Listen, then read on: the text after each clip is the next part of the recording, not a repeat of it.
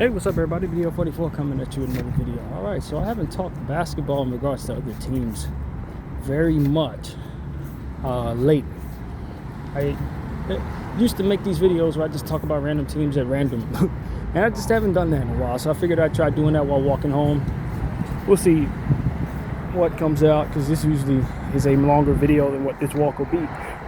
But just the first team that comes to mind immediately is the Cleveland Cavaliers, because of course they made the trade for James Harden and a win now timeline situation. And I think on paper they potentially got better.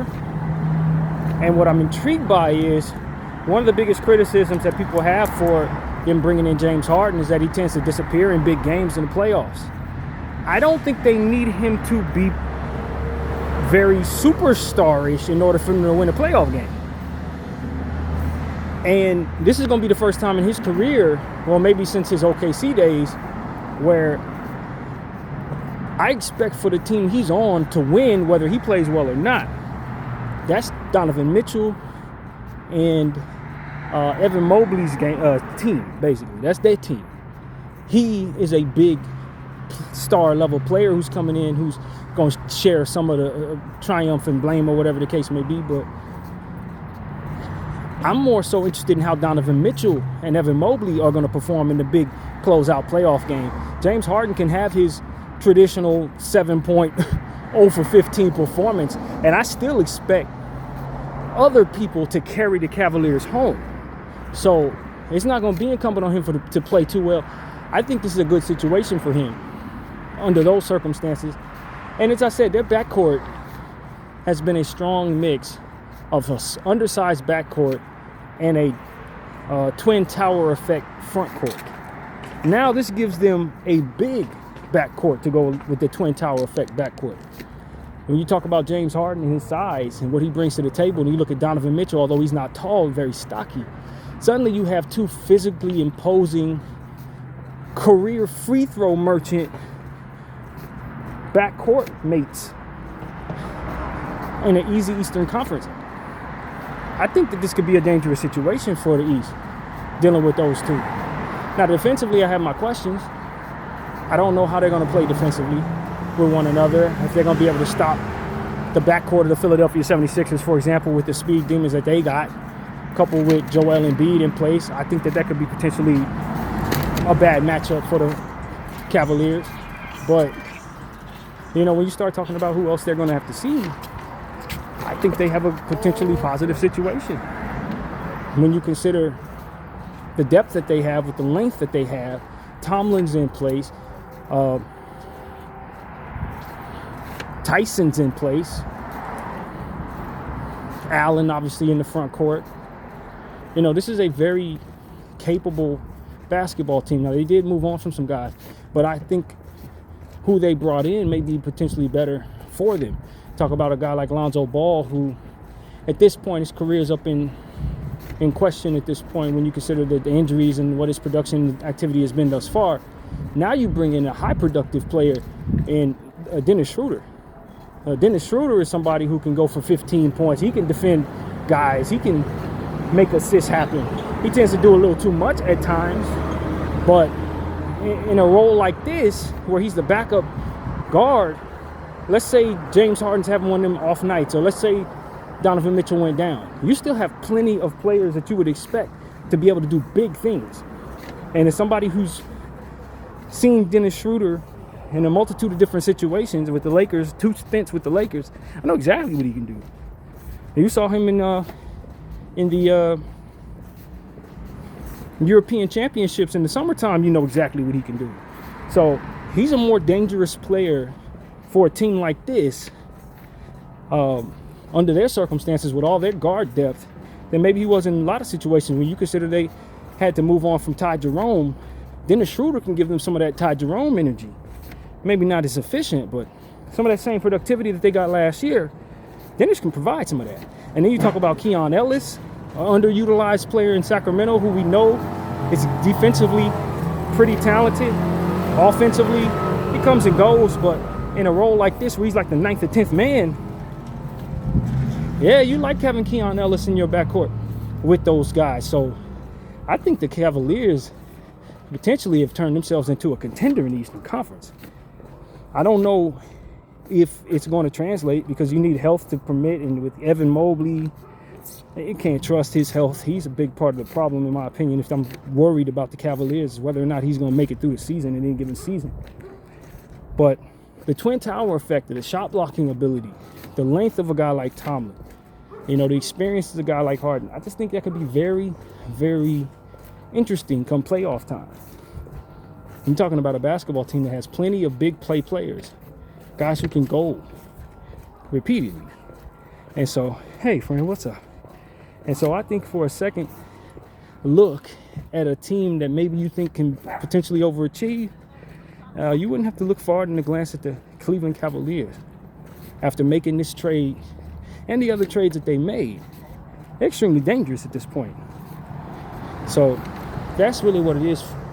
I just think I would not be entirely surprised if the Cavaliers don't get too far, because the East is improving. You got some wild card teams like the Boston Celtics, even though they don't have Jason Tatum, they should be right there in the mix.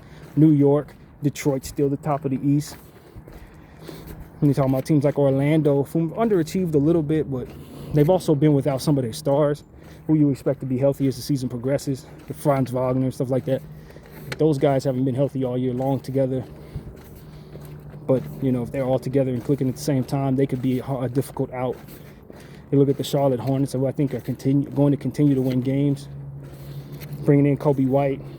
If you respect what Kobe can do, you already know that that's one of the probably more elite offenses in the Eastern Conference at this point. And you consider they're adding him to what it is they already had without really losing anything. So I could argue Kobe White's an all-star level player. So you consider what they were doing before they had him. They were on like a 7-8 game winning streak before they even drafted Kobe White. Now they're adding Kobe White to the situation, not losing anything but Colin Sexton. It's a massive upgrade from Colin Sexton. Massive. So I think they just wish the season started now rather than having already played half the season, because if it started right now, they'd probably be in the bottom half of the playoff picture. 6 seed, 7 seed, something like that. Maybe even better than that, with how elite their offense has been.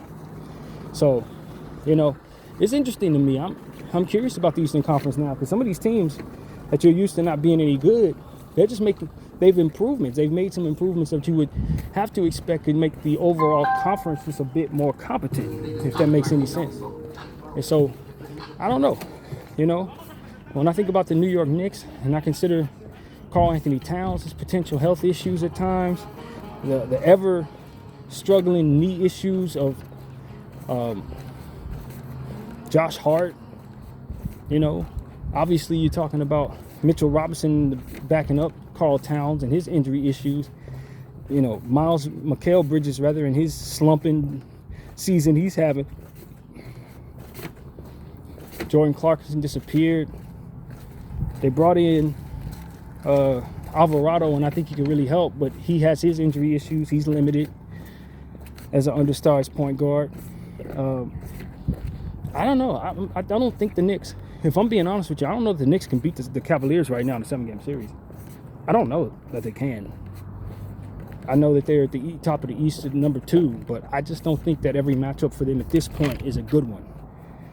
Especially if the injuries that they're prone to take on, and some of the struggling players they're prone to take on, continue to struggle. I think the Knicks could have used a trade. I really do.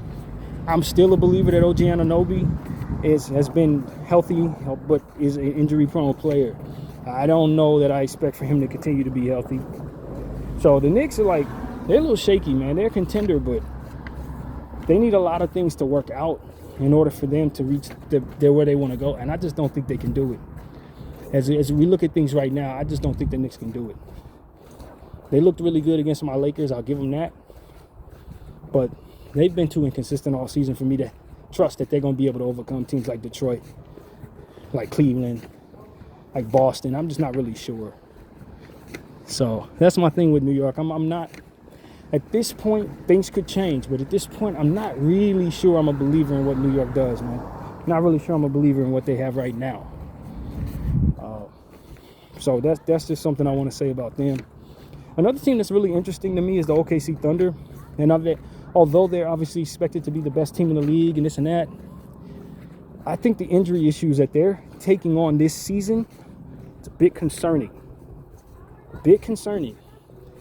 You know, obviously they brought in Jared McCain. He's had the knee. And he's still yet to turn into who it is we know he's going to turn into. How long it's going to be before he becomes that player, I'm not really sure. Whether or not they have the role for him, I don't think so, to be honest with you.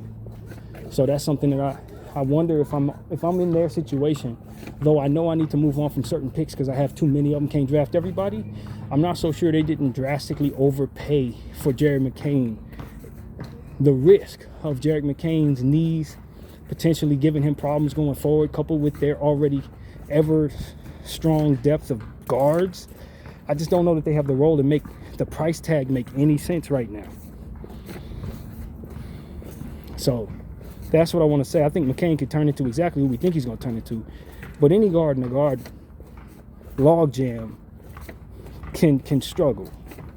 You know, any guard in the guard logjam can struggle. And that's my concern with OKC with the McCain pickup. He gave up a first round pick, 2 seconds for him. And I like him at his best. He showed us the first half of the season last year before getting hurt. That's who he was. I don't know that that's who I think he's going to be for the OKC Thunder. And I don't know that he doesn't immediately start losing value once he slots into their rotation as he's expected to as the fifth guard that they have off their bench or whatever it's going to be. It's not the greatest investment for the OKC Thunder in my humble opinion. But I do think he would be a great player to have in general. But not when you already got 4 or 5 guards slotted in rotation as your future. J-Dub's health concerns. As I told people the last time we talked about the Thunder, just like with OG Anunoby, Shai Gilgeous-Alexander has been healthy, but he's injury prone. It's like we are on a stretch where he's healthy and you hope that he's turned the corner a la Steph Curry with the ankles way back in the day. But Shai Gilgeous-Alexander gets hurt and he be staying hurt when he gets hurt.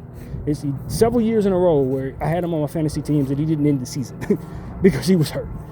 You know what I mean? So it's like he's hurt right now going into the All-Star break. And when you couple that with the fact that J-Dub basically hasn't played all season, Hartenstein has been hurt this season. Hasn't looked like himself since coming back. AC looks like Father Time is starting to catch up with AC. He hasn't been his best this season. He don't look like he used to when we had him with the Lakers. I'm just not sure that the OKC Thunder is going to come into the playoffs healthy. And with some of the losses that they've taken on this year, I have my concerns. They've lost some games that you definitely don't expect them to lose, in some ways that you definitely don't expect them to. So where is their focus, is my question. Are they the team that they were last year going into the playoffs? On paper, yeah. But when you look at the individual players and their health, no. And I genuinely believe that OKC is probably in a position to get upset in the playoffs at this point. At this point. Now, I wouldn't put any money on that. Because on paper, and with what their asset class is, they're significantly more capable than any other team in the league. But they have key players who are just not healthy and haven't been all season. And when you start getting into playoff series, you're going to need those guys to all be playing their very best to be what the expectations are, to meet those expectations. I think that I'm the only person on the internet saying this. But I have legitimate concerns that the OKC Thunder are not going to be healthy enough come playoff time to defend their NBA championship. And as of right now, I don't have them winning the NBA championship. I don't. What I need to see is J-Dub get back to the J-Dub he was in the playoffs. He looked like a Hall of Famer in the playoffs. And he ain't been healthy all year. Now Shai's going to pick up injuries. Hartenstein's not that same energetic, healthy player he was. No, these are key players. They need to be healthy, man. And how long do y'all expect Chet Holmgren to stay healthy? Is he going to be healthy all through the season? He's had injury issues his entire career. He's healthy right now, but for how long? It's difficult to repeat, y'all. As a Laker fan who's lived through a three-peat, who's seen back-to-back championships as well, it is very difficult to do that. And one of the reasons why it's difficult to do that is because you have to play into June, and then you start the season dominating and have to play into June. That's a lot of basketball, man. You need a lot of things to work in your favor. You need role players to be healthy. You need a lot of things to work. And if they don't work, you find yourself in a situation where you're getting everybody's best every night. Everybody has you circled on calendar. You know what I mean? And so that's what the Thunder are running into. And it ain't going to get easier for them. So I know people are just showing the Thunder in, but I think that there's a red flag next to their name when you look at some of the losses they've taken on this season and you look at some of the injuries that have lingered throughout the course of the season. Those two things going together, they do not look like shoo-ins to win the NBA championship right now. If they do win the championship, they're going to have to get healthy. They're going to have to play better. And those are two things that you have to have happen at the same time. So that's what I want to say about them. I'm not telling you I'm certain who's winning the championship. I'm just telling you as of January, or what is it, February, first week of February, I don't have them winning. But that's the thing, who is? Because when you look at all the teams in the NBA right now, most of these teams are flawed, man. Most of the teams in this league are extremely flawed. So that's the question, who is? I think the Minnesota Timberwolves have gotten significantly better, bringing in Ayo Dosunmu. They're bringing back Mike Conley, although I don't think Mike Conley is a guy that I care to put on my team right now, but he may still have something left for his team. I don't think they need him to do too much. But it's pretty curious to me as it pertains to what he can provide in the playoffs at this point. Does he still have anything? You'd have to tell me if as a Minnesota fan, but for a team that didn't get Giannis, I think they still got to feel great about their chances of getting back to the Western Conference Finals for a third year in a row. Because they didn't really lose anybody. The continuity is as strong as any team in the NBA. And getting Ayo Dosunmu really should help their roster a lot, especially given the fact they didn't lose anything that they regularly use. And he does so much good in so many different areas on both sides of the floor. You have to feel good about what Minnesota could look like if everybody can stay healthy. They just know each other better than most teams. That's really what it comes down to. And that type of stuff matters a lot in the NBA playoffs. So that team is interesting to me. I think Minnesota, you have to no longer be surprised by their success. If they get to the Western Conference Finals for a third year in a row, you shouldn't be surprised anymore because they've already done this twice. And,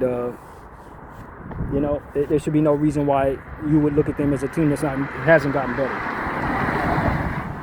Injuries, we'll have to tell the story with them too. Julius Randle, Anthony Edwards had some injury issues with the ankle and stuff like that. But when push comes to shove, I think they are a contender who've gotten better. And I can't say that too many contenders have gotten better at the deadline.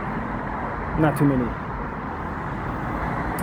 So, what time is it? I'm going to make sure I'm getting back in the house for the Laker game at 5:30 against the Golden State Warriors. But like I said, this video could last an hour and a half.